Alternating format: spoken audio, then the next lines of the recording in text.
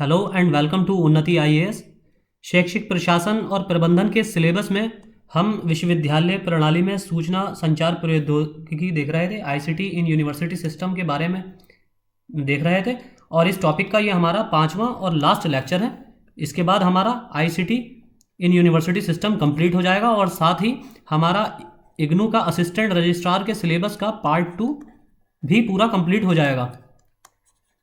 इसके बाद आप लोगों के लिए सिर्फ रिवीजन करना बचा रहेगा, जिसके मैं कंबाइंड एक मर्ज लेक्चर, जैसा कि मैंने आपको पहले भी लेक्चर में बताया था कि मैं सारे लेक्चर्स की एक मर्ज वीडियो डाल दूंगा, जिससे आपको रिवीजन करने में आसानी रहेगी।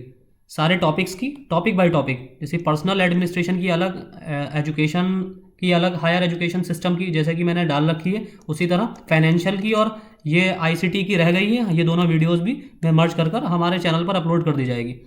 तो शुरू करते हैं आज के फर्स्ट टॉपिक से अपने शैक्षणिक प्रबंधन और प्रशासन, इसकी परिभाषा। इस टॉपिक में हमें आज के लेक्चर में ये सारे टॉपिक देखने हैं। शैक्षणिक प्रबंधन में आईसीटी का अनुप्रयोग, ई गवर्नेंस। इसमें हम आज मोस्टली इन ई गवर्नेंस में जो आईसीटी में जिन टेक्नोलॉजी सॉफ्टवेयर्स का यूज़ किया जाता है, उन सॉफ्टवेयर्स के बारे में देखेंगे। विद्यालय प्रबंधन उपकरण अध्यापकों, अभिभावकों, विद्यार्थियों और कार्मिकों के लिए ईआरपी का उपयोग करते हुए आंकड़ा प्रबंधन। ईआरपी होता है आपका एंटरप्राइज रिसोर्स प्लानिंग। अभिलेख रखरखाव, चिकित्सा, विद्यार्थियों की पृष्ठभूमि, विद्यार्थी परिणाम, कागज मुक्त प्रशासन, अध्यापकों और कार्मिकों के मध्य कर्तव्यों का विभाजन, विद्यार्थियों का पार्श्व विवरण, पोर्टफोलियो, आकलन और मूल्यांकन का प्रबंधन। इसी तरह हमारा होगा तीसरा टॉपिक वित्तीय प्रबंधन में आईसीटी का उपयोग। विद्यार्थियों के शुल्क का प्रबंधन, विद्यालय बजट का प्रबंधन, लेखा जोखा, अकाउंटिंग जिसे बोलते हैं, संसाधन नियोजन और वितरण हेतु आईसीटी, जिसमें हमारा शैक्षिक प्रबंधन और प्रशासन, आपके पार्ट 2 के सिलेबस का नाम ही यही है, educational administration, management and administration. तो इसकी परिभाषा भी आज हम देखेंगे। तो शैक्षणिक प्रबंधन और प्रशासन सरल रूप में प्रबंधन में 5 आधारभूत क्रियाओं का समावेश होता है। पहला नियोजन, दूसरा संगठन, तीसरा समन्वयन कोऑर्डिनेशन, चौथा निर्देशन और 5वां नियंत्रण। इनका अनुप्रयोग कई क्षेत्रों में किया जा सकता है। स्पष्ट है कि योजना बनाने का अर्थ है भविष्य के लिए रूपरेखा तैयार करना, जिसे नियोजन बोलते हैं, प्लानिंग, और क्रियान्वीकरण के लिए योजना बनाना, जिसे हम नियोजन बोलते हैं, प्लानिंग करना। प्लानिंग हमेशा भविष्य के लिए की जाती है, फ्यूचर के लिए ही की जाती है। संगठित करने का तात्पर्य है मानव संसाधन और अन्य संसाधनों की उपलब्धता सुनिश्चित करना, जिसे हम संगठन बोलते हैं, ऑर्गेनाइज्ड करना, ऑर्गेनाइजेशन में इन सब चीज़ों का ऑर्गेनाइज करना। समन्वयन, संस्था या संगठन के निर्धारित लक्ष्यों को प्राप्त करने हेतु एक रूपरेखा तैयार करने से संबंधित है, जिसे कोऑर्डिनेशन बोलते हैं। समन्वयन, कोऑर्डिनेशन। निर्देशन, डायरेक्शन, निर्देशन संगठन के लक्ष्यों को प्राप्त करने के लिए कार्यकर्ता या कर्मचारियों को कार्य सोचने और उनको समुचित दिशा निर्देश देने से संबंध रखता है। तथा नियंत्रण, हमारा लास्ट, कंट्रोल, योजना तैयार करने के दौरान निर्धारित योजना के संदर्भ में क्रियान्वीकरण की प्रगति की जांच करने से संबंध रखता है। प्रशासन और प्रबंधन को कभी कभी एक दूसरे के पर्याय के रूप में भी देखा जाता है, जैसे एक दूसरे के पर्यायवाची के रूप में देखा जाता है, परंतु दोनों के मध्य अंतर को ओलिवर शेल्डन ने 1923 में रेखांकित किया। उन्होंने प्रशासन को निर्णायक मंडल और प्रबंधन को कार्यकारिणी के रूप में वर्गीकृत किया है। प्रबंधन व्यापक है तथा समाज के सभी क्षेत्रों में इसकी आवश्यकता है। मैनेजमेंट जो है, इसकी आवश्यकता समाज के सभी क्षेत्रों में होती है। शैक्षणिक संस्थान विद्यार्थियों को ज्ञान, कौशल, मूल्य अभिवृत्ति इत्यादि का अधिगम अनुभव प्रदान करने का एक निर्धारित स्थल है तथा उसका अंतिम ध्येय विद्यार्थियों को समाज का उत्पादक सदस्य बनाना है। अतः शैक्षणिक संस्थानों के व्यवस्थापन में योजना, संगठित करना, निर्देशन करना तथा नियंत्रण का समावेश होता है।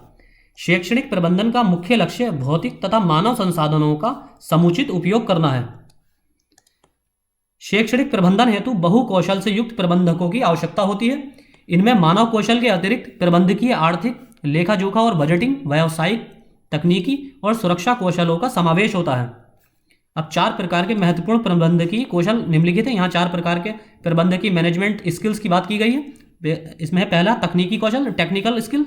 यह कौशल एक व्यक्ति के एक विशिष्ट कार्य को संपादित करने की योग्यता से संबंध रखता है। एक स्पेसिफिक क्वालिफिकेशन या स्पेसिफिक स्किल। प्रबंधकीय निरीक्षण के लिए विधि, प्रक्रम और प्रक्रिया का ज्ञान होना अति महत्वपूर्ण है। अगला है हमारा मानव कौशल, ह्यूमन स्किल। यह कौशल एक व्यक्ति के समूह में अन्य व्यक्तियों के साथ सौहार्दपूर्वक कार्य करने की योग्यता से संबंधित है।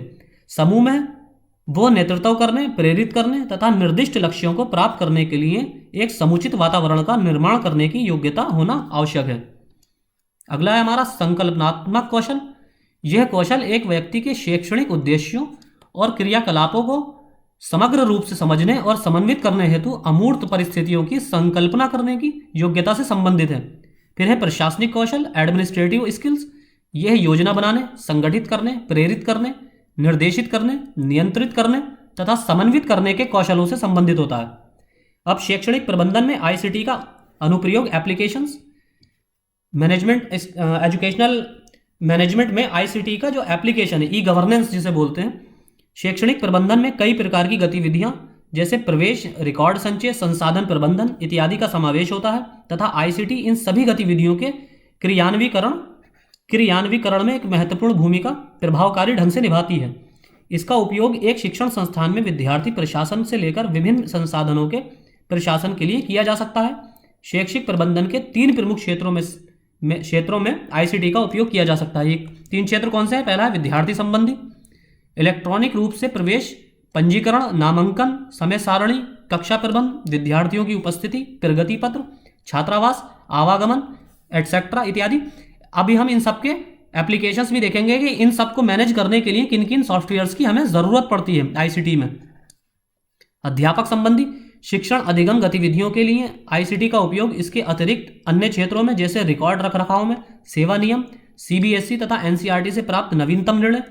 तीसरा है विद्यालय कार्यक्रम, भर्ती और कार्य विभाजन, उपस्थिति और अवकाश प्रबंधन, कार्य निष्पादन रिपोर्ट, ईमेल के द्वारा संप्रेषण, कार्यालय संबंधी ई विज्ञप्ति, परीक्षा हेतु हाल उपलब्ध कराना, आवेदन कराना, विद्यार्थियों के परिणाम का प्रदर्शन, ऑनलाइन शुल्क जमा करना आदि।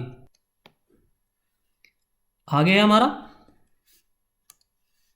विद्यालय प्रबंधन उपकरण। विद्यालय प्रबंधन एक व्यापक अर्थ है जिसमें विद्यालय प्रवेश, विषय चयन, पाठ्यक्रम चयन, कक्षा तथा अध्यापक विभाजन, व्यवस्थित रिकॉर्ड रखना, अभिभावकों से संवाद स्थापित करना, विभिन्न प्रकार के प्रमाण पत्र तैयार करना तथा विभिन्न प्रकार के आंकड़ों का विश्लेषण करना इत्यादि का समावेश होता है। विद्यालय प्रबंधन सभी हितधारकों को निर्णय लेने की प्रक्रिया में सम्मिलित करता है। विद्यालय प्रबंधन नीति निर्धारण करने तथा उनके क्रियान्वीकरण और विद्यार्थियों के लिए अधिगम वातावरण का सृजन करने तथा उनके कौशल और योग्यता को पोषित करने के लिए जिम्मेदार होता है। अब विद्यालय प्रबंधन में कई प्रक्रियाओं का समावेश होता है जैसे योजना, बजट, लेखा जोखा, विद्यालय संबंधी प्रक्रियाएं जैसे समय सारणी, टाइम टेबल, शुल्क, फीस एकत्रीकरण या फीस कलेक्शन, कार्मिक प्रबंधन, पर्सनल एडमिनिस्ट्रेशन, संसाधन प्रबंधन, अभिभावकों और समुदायों के साथ संवाद स्थापित करना। इन सब के अतिरिक्त विद्यालय प्रबंधक को सीबीएसई और एनसीईआरटी तथा भारत सरकार द्वारा जारी किए गए विद्यालय शिक्षा से संबंधित दिशा निर्देश, सुझाव, सजेशंस तथा शिक्षा के संबंध में हुए परिवर्तनों और विकास के संबंध में जानकारी रखना चाहिए। ये विद्यालय प्रबंधन निर्णय करेगा कि उनके लिए सबसे उपयोगी कौन सा सॉफ्टवेयर है। कुछ विद्यालय प्रबंधन सॉफ्टवेयर जो निःशुल्क उपलब्ध हैं, इनका विवरण निम्नलिखित है। पहला है फेकारा। फेकारा आपके विद्यालयों को जैसा आप चाहते हैं वैसा ही प्रबंधित करता है। प्रवेश से उपस्थिति तथा परीक्षा से परिणाम प्रपत्र तक के कार्यों का प्रबंधन करता है। इसके 2 प्रारूप है, एक निःशुल्क इसका सॉफ्टवेयर है, एक शुल्क सहित है। एक पेड सॉफ्टवेयर होता है, एक इनका अनपेड होता है जिसमें ज़्यादा सारे फीचर्स नहीं अवेलेबल होते होंगे अनपेड वाले में। जैसे कि आपको पता ही होगा जो कुछ सॉफ्टवेयर होते हैं पेड, उसके ट्रायल वर्जन होते हैं वो अनपेड रहते हैं और उनमें सारे फीचर्स अवेलेबल नहीं रहते। आवश्यकता अनुसार उनका उपयोग कर सकते हैं आप।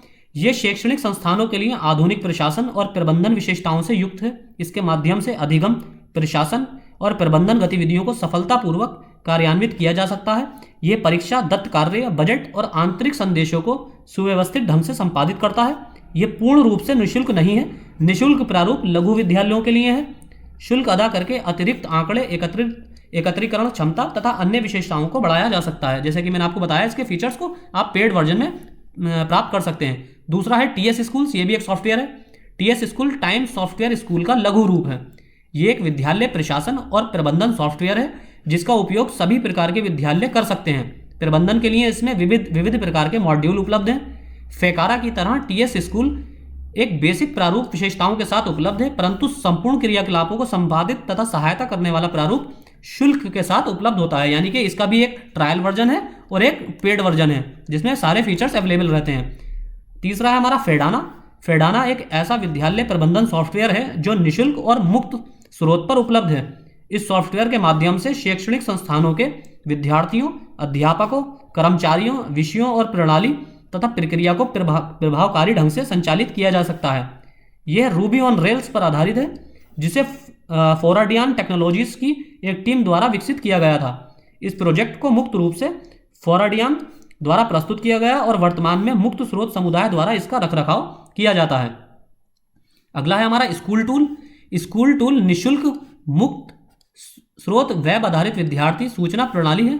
इस टूल में कई विशेषताएं हैं, जैसे इच्छित विद्यार्थी एवं अध्यापक तथा अन्य व्यक्तिगत आंकड़े, विद्यार्थियों, उनके अभिभावकों और अध्यापकों के लिए संपर्क प्रबंधन, अध्यापक ग्रेड पुस्तिका, कौशल और परिणाम आधारित आकलन यानी कि स्किल बेस्ड असेसमेंट, विद्यालय स्तर पर आकलन, स्कूल बेस्ड असेसमेंट, आंकड़ा एकत्रीकरण, डेटा कलेक्शन तथा प्रगति निर्माण, प्रोग्रेस रिपोर्ट, कक्षा उपस्थिति, अटेंडेंस, क्लास अटेंडेंस और दैनिक भागीदारी ग्रेड, विद्यालय समूह, व्यक्तिगत समय सारणी तथा संसाधन बुकिंग, विद्यार्थी की पहचान करना, आइडेंटिफाई करना और प्रबंधन करना, ये सारे टूल्स इस टूल में अवेलेबल, ये सारे फीचर्स हैं स्कूल टूल में।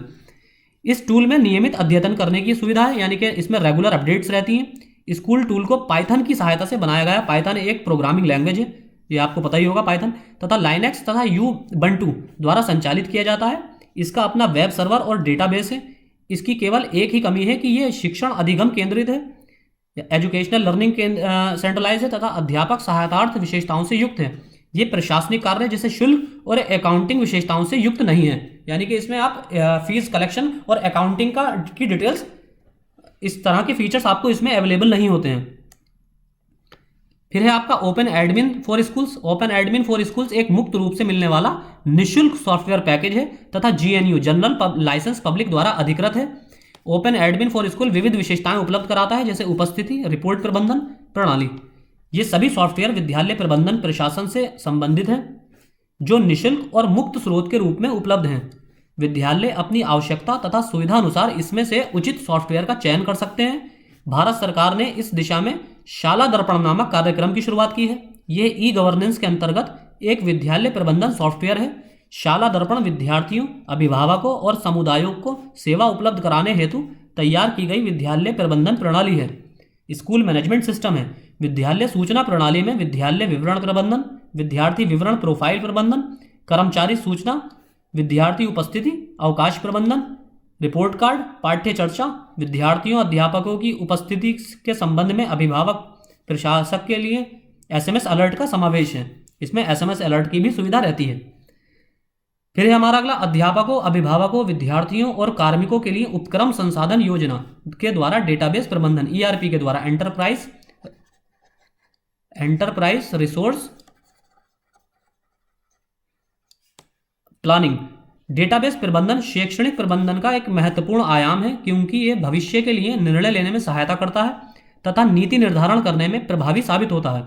इसको उपक्रमिक संसाधन नियोजन का उपयोग करके चलाया जा रहा है, जो कि एक उपक्रम आधारित सूचना प्रणाली है, जिसे सभी संसाधनों, सूचनाओं और संगठन के सभी प्रक्रियाओं को पूर्ण करने में आवश्यक गतिविधियों से समन्वय करने के लिए डिजाइन किया गया है। एक ERP प्रणाली एक डेटाबेस और एक मॉड्यूलर सॉफ्टवेयर डिजाइन आधारित है।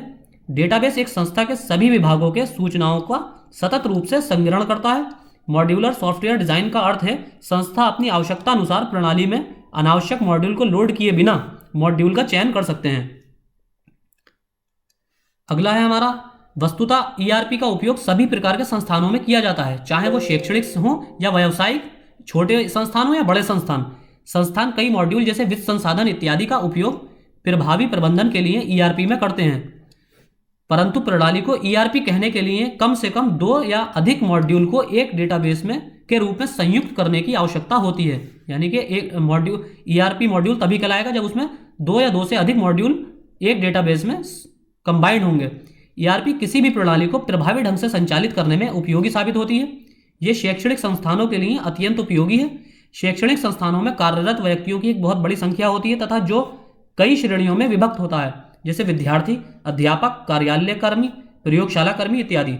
इन सभी की भूमिकाओं, जिम्मेदारियों तथा कार्य निष्पादन का प्रबंधन, निरीक्षण और पुनरीक्षण करना एक वृहद कार्य है जिसे शैक्षणिक ईआरपी द्वारा प्रभावकारी ढंग से संभाला जा सकता है। अब शैक्षणिक संस्थानों में ईआरपी के निम्न लाभ हैं। पहला है किफायती। यह समय और धन के उपयोग में अपव्यय को रोकता है, यानी कि फिजूल खर्ची को रोकता है। ऐसी प्रक्रियाएं जैसे शुल्क एकत्रीकरण, जमा करना, अभिलेखों को रखरखाव तथा सूचना प्राप्त करना आदि, जिनमें अधिक समय व्यय करना पड़ता है, उनको ईआरपी द्वारा संचालित प्रणाली के माध्यम से आसानी से संपादित किया जा सकता है। आंकड़ों का बेहतर ढंग से सुव्यवस्थित करना। चूंकि ईआरपी के केंद्र में डेटा प्रबंधन है, यह संस्थानों को आंकड़ों को ऐसे रूप में पुनः व्यवस्थित करता है जहां हम अपनी आवश्यकता और ज़रूरत के अनुसार सूचना प्राप्त कर सकते हैं। तीसरा है आंकड़ों की सुरक्षा। इसकी सुरक्षा फायरवॉल और अन्य सुरक्षा उत्पादों के माध्यम से सुनिश्चित किया जाता है। ईआरपी में आंकड़ों की बैकअप की भी आंकड़ों को सुरक्षित रखता है, यानी कि इसमें बैकअप की भी व्यवस्था होती है, ताकि अगर किसी तरह डिलीट हो जाए तो आप उसका बैकअप बना के पहले से रख सकते हैं। मूलभूत प्रशासनिक प्रक्रियाओं का स्वचालन। यह संभव है क्योंकि ईआरपी प्रक्रियाओं को संयुक्त रखता है। आंकड़ों का प्रसंस्करण और सूचना निष्कर्षित करना आसान होता है। इस प्रकार प्रयास और कार्य अवधि को यह कम करता है। प्रबंधन सरलता। ईआरपी सॉफ्टवेयर शिक्षा के लिए अधिक स्वचालित है। यह आंकड़ों के प्रसंस्करण में बहुत कम समय लेता है। यह आंकड़ों के विश्लेषण में सहायता करता है, जो अंततः उचित निर्णय लेने में सहायक होते हैं। इस प्रकार का निर्णय वास्तविक तथ्यों पर आधारित होता है, न कि अनुमान के आधार पर। अब शैक्षणिक सहयोग लास्ट, जैसा कि समय की बचत करता है। ये अध्यापक उपस्थिति तथा अन्य आंकड़ों को संभालने में कम समय लगाते हैं और इस प्रकार शैक्षणिक अधिगम विधियों को समृद्ध करने में अपना ध्यान केंद्रित कर सकते हैं। इसका उपयोग कक्ष में शिक्षण अधिगम प्रक्रिया को बेहतर बनाने के लिए किया जा सकता है। कागज मुक्त प्रशासन। समय, राशि और स्थान की बचत करता है। ये सूचना संग्रहण, सूचना निकालने, बांटने में अत्यंत सहायक होता है। ये उत्पादकता में वृद्धि करता है तथा इसके अतिरिक्त कागजी कार्रवाई में व्यतीत होने वाले समय को बचाता है। ये न केवल कागज खरीदने हेतु खर्च होने वाली राशि में बचत करता है, वरन वातावरण को स्वच्छ रखने में भी सहायता करता है। क्योंकि जाहिर है, जब कागज यूज किए जाएंगे तो पेड़ काटे जाएंगे, पेड़ के छालों से ही तो बनाए जाते हैं कागज, तो इसलिए वातावरण को भी स्वच्छ रखने में सहायता करता है। अध्यापकों और कर्मियों को कार्य का आवंटन करना। विद्यालय प्रशासन को विद्यालय में कार्यरत शैक्षणिक तथा गैर शैक्षणिक कर्मचारियों को समय समय पर कार्य आवंटित करना पड़ता है। अतः विद्यालय के प्रबंधन को सुचारू रूप से चलाने के लिए अध्यापकों तथा अन्य सहायक कर्मियों को जिम्मेदारियां निर्धारित करना अत्यंत महत्वपूर्ण होती हैं। ऐसे कई सॉफ्टवेयर उपलब्ध हैं जो कार्य आवंटन में सहायता करते हैं। उपयोग किए जाने वाले 2 सॉफ्टवेयर उपकरणों के नाम ये हैं, गूगल कैलेंडर और FET समय सारणी सॉफ्टवेयर। गूगल कैलेंडर वेब आधारित समय और कार्य प्रबंधन ऑनलाइन एप्लीकेशन है जो वेब ब्राउजर के माध्यम से कैलेंडर की उपलब्धता प्राप्त है। इसका उपयोग विद्यालय क्रियाकलापों हेतु कैलेंडर तैयार करने में किया जा सकता है तथा सभी हितधारकों जैसे कर्मी, माता पिता, अध्यापक और विद्यार्थियों के साथ साझा किया जा सकता है। इसमें विविध विशेषताएं हैं, जैसे निर्धारित क्रियाकलाप संबंधी रिमाइंडर, ईमेल, टेक्स्ट संदेश या पॉपअप संदेश एक वेब ब्राउजर के भीतर भेजा जा सकता है। यह कार्यों को समयबद्ध ढंग से सुव्यवस्थित करने में सहायता करता है। अगला है FET। FET एक निःशुल्क सॉफ्टवेयर है जो स्वचालित तरीके से एक शैक्षणिक संस्थान की समय सारणी का निर्धारण करता है, यानी कि ऑटोमेटिक तरीके से ये टाइम टेबल को मैनेज करता है। यह निःशुल्क, मुक्त स्रोत में उपलब्ध तथा GNO AGPL द्वारा लाइसेंस प्राप्त सॉफ्टवेयर है। FET का पूरा नाम फ्री इवोल्यूशनरी टाइम टेबलिंग है। यह C++ पर आधारित है, C++ लैंग्वेज पर ही आधारित है। इसको रोमानिया के लिवियो लालसेव ने 2003 में इस समय सारणी बनाने वाले सॉफ्टवेयर को विकसित किया। यह फैक्ट याद कर लेना, एग्जाम में पूछा जा सकता है। विद्यार्थियों का पार्श्व विवरण, पोर्टफोलियो। पोर्टफोलियो एक व्यक्ति के योग्यताओं के समुच्चयों का प्रदर्शन करने वाले शिल्प कृति का संग्रह होता है। जब इसे इलेक्ट्रॉनिक रूप में तैयार या प्रदर्शित किया जाता है तब इसे ई पोर्टफोलियो कहा जाता है। विद्यार्थी का ई पोर्टफोलियो में अधिगम परिणाम के किसी भी रूप में सम्मिलित करता है, जैसे टेक्स्ट फाइल, चित्र, मल्टीमीडिया, ब्लॉग और हाइपरलिंक। ई पोर्टफोलियो विद्यार्थियों के योग्यता और स्व अभिव्यक्त हेतु प्लेटफॉर्म दोनों का प्रदर्शन करता है। अब पोर्टफोलियो कई प्रकार का हो सकता है। पहला है विकासात्मक पोर्टफोलियो। इस प्रकार के पोर्टफोलियो एक समय अंतराल के दौरान विद्यार्थी के कौशल के विकास को प्रदर्शित करता है। यह एक प्रकार के सतत पोर्टफोलियो को प्रदर्शित करता है। इनका उपयोग अध्यापक और विद्यार्थियों के मध्य नियमित अंतःक्रिया इंटरेक्शन के लिए किया जा सकता है। जैसे रेगुलर इंटरेक्शन के लिए, स्टूडेंट और टीचर के बीच रेगुलर इंटरेक्शन के लिए इसका उपयोग किया जाता है। इसमें स्व आकलन, ये सेल्फ असेसमेंट तथा चिंतन, पृष्ठ पोषण, अवयवों दोनों का समावेश होता है। दूसरा है आकलन पोर्टफोलियो, असेसमेंट पोर्टफोलियो। ये पोर्टफोलियो विद्यार्थियों की क्षमता और एक समय अवधि के भीतर अर्जित कौशलों का प्रदर्शन करता है। यानी कि उसमें एक टाइम पीरियड में, एक निश्चित टाइम पीरियड में कितना स्किल्स गेन की हैं, ये उसको प्रदर्शित करता है। इन क्षमताओं और कौशलों का परिमार्जन करके मूल्यांकित किया जा सकता है। यह कोर्स के अंत में विद्यार्थी के निष्पादन का मूल्यांकन करता है, परफॉर्मेंस का भी असेसमेंट करता है। फिर है प्रदर्शन पोर्टफोलियो, परफॉर्मेंस पोर्टफोलियो। इस प्रकार के पोर्टफोलियो पाठ्यक्रम पूरा करने पर विद्यार्थी द्वारा अर्जित कौशल तथा अनुकरणीय कार्य तथा विद्यार्थी के सर्वश्रेष्ठ परिणाम को प्रदर्शित किया जाता है। विद्यार्थी प्रायः एक उपाधि कार्यक्रम के अंत में नौकरी प्राप्त करने हेतु संभावित नौकरी प्रदाता के समझ इस पोर्टफोलियो को प्रदर्शित करता है। समक्ष होगा, नौकरी प्रदाता के समक्ष इस पोर्टफोलियो को प्रदर्शित करता है। आकलन उपकरण, असेसमेंट डिवाइसेस या असेसमेंट टूल्स। कुछ आकलन सृजन टूल्स उपलब्ध हैं जिनका उपयोग आकलन तैयार करने में किया जा सकता है, जिसका उपयोग अध्यापक द्वारा नवीन ढंग से किया जा सकता है। इनमें कुछ टूल्स निम्न हैं, जैसे हॉट पोटैटो सूट।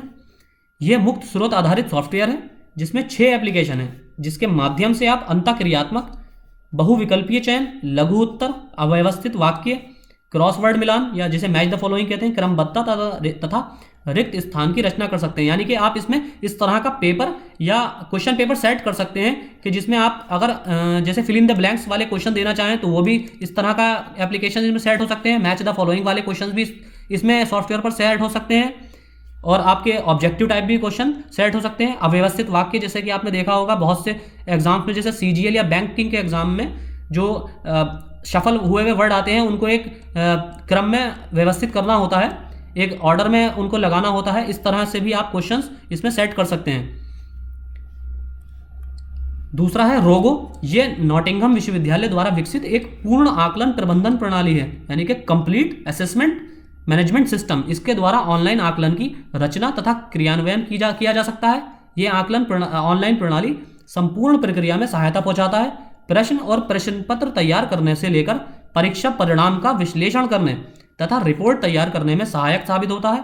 प्रश्न विविध प्रकार के हो सकते हैं, इसमें भी विविध प्रकार तरह के प्रश्न दिए जा सकते हैं, जैसे बहुविकल्पीय चयन प्रश्न, MCQs, बहुविकल्पीय उत्तर, मिलान, फ्लैश इंटरफेस, रिक्त स्थान भरना, image hotspot, labelling, Likert scale, ranking, script कंसर्डेन, टेक्स्ट बॉक्स तथा सत्यासत्य या ट्रू फॉल्स वाले इस तरह के सारे क्वेश्चंस आप इस एप्लीकेशंस पर सेट कर सकते हैं। अगला है वित्तीय प्रबंधन में ICT का उपयोग। किसी शैक्षिक संस्थान, चाहे वो एक विद्यालय, महाविद्यालय या विश्वविद्यालय हो, को सुचारू रूप से संचालन के लिए वित्तीय प्रबंधन की आवश्यकता होती। वित्तीय प्रबंधन बहुत महत्वपूर्ण है। प्रभावी ढंग से विद्यालय के कामकाज को निपटाने के लिए तथा दिन प्रतिदिन की आवश्यकताओं की पूर्ति हेतु पर्याप्त राशि की जरूरत होती है। इसके अतिरिक्त विद्यालय की वृद्धि और विकास की योजना बनाने हेतु पर्याप्त राशि की उपलब्धता महत्वपूर्ण है। विद्यालय द्वारा किसी भी प्रकार की वित्तीय अनियमितता का बुरा प्रभाव विद्यालय के क्रियाकलापों पर पड़ता है। इसका गंभीर दुष्प्रभाव शिक्षण अधिगम गतिविधियों पर भी पड़ सकता है। फिर विद्यार्थियों के शुल्क का प्रबंधन। पहला, विद्यार्थी शुल्क प्रबंधन प्रणाली। विद्यालय शुल्क प्रबंधन प्रणाली अधिक तेजी से आंकड़ों को अंकित करती है तथा शीघ्रता से वाउचर की प्रिंट जारी करती है। यह लचीले शुल्क ढांचे को भी संभालता है ताकि विविध प्रकार के शुल्क शीर्षकों का प्रभावशाली ढंग से प्रबंधन किया जा सके। यह कई प्रकार की शुल्क सूची का निर्माण व्यक्तिगत और प्रणाली की आवश्यकता के अनुरूप करता है। जैसे ओपन एडमिन, जिसकी हमने पहले भी बात की थी पिछली स्लाइड्स में। ओपन एडमिन में फीस प्रबंधन की एक ऐसी व्यवस्था है जहां फीस संदर्भ के अनुसार या एक पूर्व निर्धारित वर्ग या श्रेणी के अनुसार एकत्रित किया जा सकता है। फिर है विद्यालय बजट का प्रबंधन। विद्यालय के वित्तीय बजट से संबंधित एक प्रमुख पहलू है विद्यालय बजट तैयार करना। यह उपलब्ध वित्त विकास योजना के लिए पर्याप्त होना चाहिए। यह उपलब्ध संसाधनों की एक संस्था के प्राथमिक आवश्यकताओं हेतु आवंटन की एक प्रक्रिया है। बजट योजना प्रक्रिया का हिस्सा और उत्पाद होता है। विद्यालय बजट तैयार करने के लिए कई सॉफ्टवेयर उपलब्ध हैं, जैसे स्कूल बजट प्रोग्राम, ये एक सॉफ्टवेयर है। यह विद्यालय की विभागीय बजट आवंटन से संबंधित कार्य की जानकारी उपलब्ध कराता है। तथा अलग अलग अध्यापकों के मध्य वितरित किया जाता है। इसे विद्यालय के लिए विशेष रूप से डिजाइन किया गया है। इसमें विभाग बजट के प्रबंधन और उसके ट्रैकिंग की सुविधा उपलब्ध है। दूसरा है SBS ऑनलाइन शिक्षा के लिए एक और बजट प्रबंधन टूल है, ये SBS ऑनलाइन। यह क्लाउड आधारित सुरक्षित बजट प्रबंधन प्रणाली है। इसमें बजट योजना एवं पुनरीक्षण मॉनिटरिंग का समावेश होता है। इसमें योजना रिपोर्ट तैयार करना, वेतन, बजट पुनरीक्षण के लिए प्रावधान है। इसमें ज़रूरत के अनुसार परिवर्तन करने की भी सुविधा होती है। एक अन्य सॉफ्टवेयर HCSS बजटिंग है, जिसे विशेष रूप से शिक्षा के क्षेत्र में कार्यरत वित्त विशेषज्ञों के लिए डिजाइन किया गया है तथा विद्यालय और शैक्षणिक संस्थानों को उनके धनराशि को किस प्रकार उपयोग करना है कि योजना बनाने में सहायता करता है। इसका उपयोग अगले 5 वर्षों के लिए बजट फोरकास्ट के लिए उपयोग किया जा सकता है तथा विद्यालयों को परिवर्तनीय परिस्थितियों जैसे वित्तीय प्रबंधन में कटौती या स्टाफ के खर्च में वृद्धि के लिए योजना बनाने में सहायक है। यानी कि ये फोरकास्ट करने में भी उपयोगी होता है कि अब बचे हुए बजट को आगे 5 वर्ष में कैसे यूज करना है। ये फोरकास्टिंग के लिए भी इस्तेमाल किया जाता है। HCSS budgeting software. विद्यालय और शिक्षण संस्थान बजट के दिन प्रतिदिन के प्रबंधन हेतु इस सॉफ्टवेयर का उपयोग कर सकते हैं। यानी कि इसमें डेली बजट को मैनेजमेंट, डेली कितने फाइनेंस को किस तरह मैनेज करना है, इसका भी इसमें सुविधा उपलब्ध रहती है। HCSS बजटिंग बहुत आसानी से HCSS अकाउंटिंग से जोड़ा जा सकता है। इसकी वित्त संबंधी टीम योजनाबद्ध व योजना के अनुसार धनराशि को खर्च किया जा रहा है या नहीं, इसका पता भी लगा सकती है। फिर एक लेखा जोखा अकाउंटिंग। सूचना एवं संप्रेषण तकनीकी एक अन्य क्षेत्र है जिसका अकाउंटिंग में महत्वपूर्ण अनुप्रयोग है। वित्तीय गतिविधियों का एक प्रमुख कार्य अकाउंट प्रबंधन है। ये वित्तीय लेन देन का उचित रूप से रिकॉर्ड रखने और सटीकता के साथ वह राशि का पता लगाने हेतु एक व्यवस्थित प्रणाली के विकास में सहायता करता है। कई प्रकार के अकाउंटिंग सॉफ्टवेयर उपलब्ध हैं। एक अकाउंटिंग सॉफ्टवेयर बैंक लेन देन से संबंधित सभी आंकड़ों तथा विद्यार्थियों से एकत्रित शुल्क या कोई भी खर्च को संग्रहण और प्रबंधन करता है। अकाउंटिंग सॉफ्टवेयर मॉड्यूल द्वारा वाउचर के विवरण, अग्रिम धन, सकल आय तथा व्यय को सटीकता के साथ संभालता है। एक विद्यालय अकाउंटिंग सॉफ्टवेयर आसानी से विद्यार्थी शुल्क, कर्मचारी खर्च, विद्यालय खर्च तथा सभी वित्तीय गतिविधियों का प्रबंधन करता है। फिर इसमें एक सॉफ्टवेयर है पहला GNU कैश। ये एक व्यक्तिगत तथा लघु उद्योग वित्तीय अकाउंटिंग सॉफ्टवेयर है जो निःशुल्क रूप से GNU GPL द्वारा लाइसेंस प्राप्त है तथा GNU/Linux के लिए उपलब्ध है। ये शक्तिशाली तथा लचीला है तथा आसानी से उपयोग किया जा सकता है। GNU cash bank account, stock आय और व्यय का हिसाब किताब रखने की सुविधा उपलब्ध होती है इसमें। ये चेकबुक रजिस्टर की भांति उपयोग करना आसान है। ये बैलेंस बुक और सटीक रिपोर्ट को सुनिश्चित करने के लिए प्रोफेशनल अकाउंटिंग सिद्धांत पर आधारित होता है। इसको ऑब्जेक्टिव में भी पूछा जा सकता है कि GNU कैश निम्नलिखित में से क्या है। तो इसको ऑप्शन में भी पूछा जा सकता है कि ये किससे रिलेटेड है। आगे है SQL लेजर QERP। निःशुल्क और मुक्त स्रोत सॉफ्टवेयर है। इसका पूरा नाम है SQL लेजर QERP, जो कि डबल एंट्री अकाउंटिंग ERP प्रणाली है। अकाउंटिंग आंकड़ों को SQL डेटाबेस सर्वर में संग्रहित किया जाता है। फिर प्रदर्शन के लिए कोई भी टेक्स्ट या GUI ब्राउजर का उपयोग किया जा सकता है।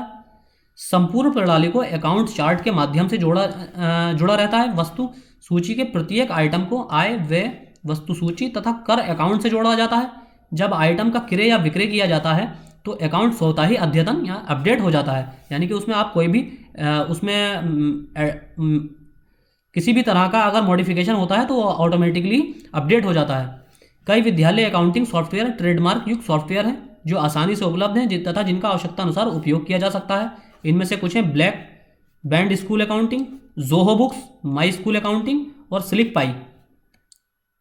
फिर है संसाधन नियोजन और वितरण हेतु ICT का संसाधन नियोजन और साझा करने में उपयोग में बुनियादी ढांचा के प्रबंधन को आवश्यक बना दिया है। इस बुनियादी ढांचे में हार्डवेयर का सेट, सॉफ्टवेयर सेवाएं, प्रक्रियाएं, प्रक्रम और मानव संसाधन का समावेश होता है। बुनियादी ढांचे को पृथक नहीं किया जाता, परंतु इसके समुचित उपयोग हेतु भौतिक और मानव दोनों वातावरणों से अंतःक्रिया करता है। भारत सरकार द्वारा की गई एक पहल है ई-पाठशाला। इसे NCERT द्वारा विकसित किया गया है। ये सभी शैक्षणिक ई संसाधनों जैसे पाठ्य पुस्तक, दृश्य श्रव्य कार्यक्रम, पत्रिकाएं तथा विविध प्रकार के प्रिंट और नॉन प्रिंट सामग्रियों को वेबसाइट और मोबाइल ऐप के माध्यम से प्रदर्शित और प्रसारित किया जाता है। फिर हमारा माध्यमिक शिक्षा केंद्रीय बोर्ड ने एक सहायता प्रणाली का विकास किया है जिसे सारांश नाम दिया गया है। एक एप्लीकेशन है। इसका उद्देश्य विद्यालय और माता पिता अभिभावक के साथ अंतःक्रिया को बेहतर बनाकर बच्चों की शिक्षा को बेहतर बनाना है। ये सहायता प्रणाली उन्हें अनेक बच्चों के भविष्यों के लिए श्रेष्ठ निर्णय लेने में मदद करता है। 2015 में सारांश के लिए मोबाइल ऐप भी जारी किया गया है। इसके माध्यम से अभिभावक और विद्यार्थी अपने परिणाम को विद्यालय, राज्य और राष्ट्रीय स्तर के संदर्भ में देख सकते हैं व उसकी तुलना कर सकते हैं। इसलिए सारांश को 2015 में सरकार द्वारा शिक्षा में श्रेष्ठ पहल के लिए ई इंडिया से विभूषित किया गया था, यानी कि ई इंडिया का इसको श्रेष्ठ पहल का पुरस्कार भी दिया गया था। एक अन्य पहल आई शेयर फॉर इंडिया है। शिक्षा और विद्यालय के लिए शैक्षणिक संसाधन के सृजन के लिए यह पहल की गई है। इसमें मोबाइल ऐप, वेब आधारित किसी भी भारतीय भाषा में शिक्षक शिक्षा और विद्यालय शिक्षा के आईसीटी सहायक संसाधनों का समावेश है। तो आज के लेक्चर में सिर्फ इतना ही। आज हमारा आईसीटी का टॉपिक भी कंप्लीट हो गया, साथ ही हमारा आईसीटी यूनिवर्सिटी सिस्टम ये टॉपिक कंप्लीट हो गया, साथ ही हमारा पार्ट 2 का सिलेबस भी कंप्लीट हो गया है। अब हमें सिर्फ रिवीजन करना बचा है और आगे आने वाले, मैं आपसे कमिटमेंट तो नहीं कर रहा हूं, लेकिन आने वाले 1-2 लेक्चर्स में मैं कोशिश करूंगा कि आईसीटी हायर एजुकेशन के रिगार्डिंग हाल ही में पिछले 1 या 2 वर्षों में जितनी भी भारत सरकार द्वारा स्कीम्स और प्रोग्राम्स चलाए गए हैं उसको मैं एक ही लेक्चर में या 2 लेक्चर्स में कवर कर लूँ। मैं कोशिश करूँगा। मैं ज़रूरी नहीं कि ये लेक्चर बना भी पाऊँ, क्योंकि बहुत ज़्यादा इसका मटेरियल शफल हुआ है, हौच पौच है सारा, बहुत जगह से इकट्ठा करना पड़ता है, तो उसमें बहुत टाइम लगता है। फिर हिंदी में अवेलेबल भी नहीं है तो मुझे उसकी ट्रांसलेशन भी करनी पड़ती है, इसलिए काफ़ी ज़्यादा टाइम भी लग जाता है। तो फिर भी मैं कोशिश करूँगा कि आपको एक सिस्टमेटिक वे में सारे स्कीम्स और प्रोग्राम्स जो भारत सरकार द्वारा शिक्षा के क्षेत्र में हाल ही के पिछले 1 या 2 वर्षों में या उससे पहले की जो फेमस हैं स्कीम्स चलाए गए हैं, जैसे सर्व शिक्षा अभियान है, ऐसे इस तरह की स्कीम्स और मिड डे मील वगैरह, ये सारे स्कीम्स मैं आपको एक लेक्चर में या 2 लेक्चर में सिस्टमेटिक वे में प्रोवाइड कर दूं, ताकि अगर उससे करंट अफेयर्स से क्वेश्चन पूछा जाता है या पार्ट 2 के अंदर ही इंटरलिंक करके कोई क्वेश्चन पूछा जा सकता है, तो आपका कोई क्वेश्चन छूटने ना पाए। तो मैं अपनी तरफ से कोशिश करूँगा। बाकी फिर आज आपका लेक्चर सारे टॉपिक कंप्लीट हो गए। तो आज के लेक्चर में इतना ही। Thank you.